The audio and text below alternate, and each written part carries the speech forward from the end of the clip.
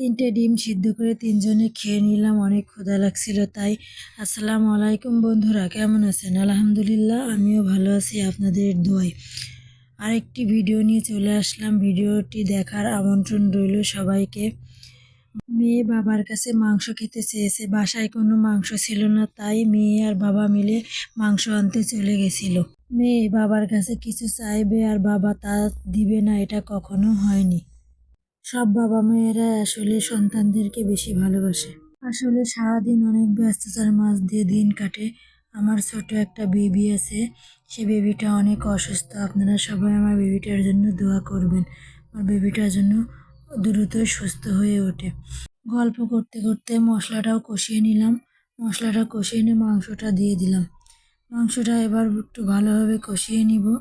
কষিয়ে নিয়ে আসলে আমি আগেই আলুগুলো কেটে ভেজে রেখেছিলাম, কারণ মাংসের ভিতরে আলুটা আপনাদের ভাইয়া অনেক পছন্দ করে।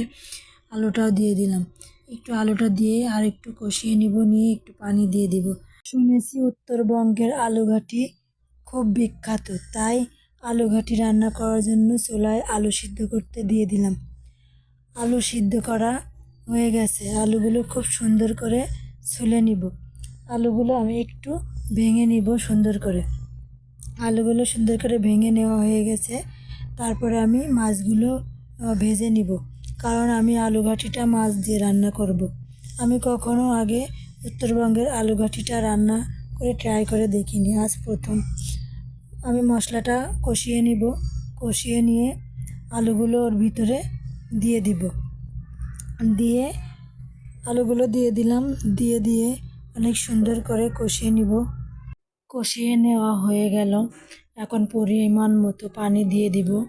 পরিমাণ মতো পানি দিয়ে ওর উপরে মাছগুলো দিয়ে দিব। আমি কিছুটা ধনিয়া পাতাও দিয়ে দিব, কারণ তরকারিতে ধনিয়া পাতা দিলে অনেক ভালো লাগে। এই শীতের মৌসুমে প্রত্যেকটা তরকারিতে ধনিয়া পাতা দিলে অনেক ভালো লাগে। তরকারিটা নামিয়ে নিব। তরকারিটা নামিয়ে নিয়েছি। আমি কিছুটা টমেটো আলু কেটে রেখেছিলাম। টমেটো আলুগুলো ভেজে নিব। আসলে শীতের এই মৌসুমটায় প্রত্যেকটা তরকারি যেমন করে রান্না করি না কেন অনেক ভালো লাগে। তাই আমার এই শীতের মৌসুমটায় আমি টমেটো আলু প্রায় ভাজি করি। আপনারা যারা টমেটো আলু ভাজি করে খান নাই, একবার হলো ট্রাই করে দেখবেন, ভাজিটা অনেক ভালো লাগে।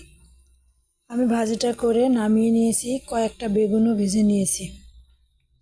পালং শাক দিয়ে মাছ দিয়ে রান্না করেছি। আর ভিডিওটি কার কার ভালো লেগেছে লাইক কমেন্ট শেয়ার করে পাশে থাকবেন।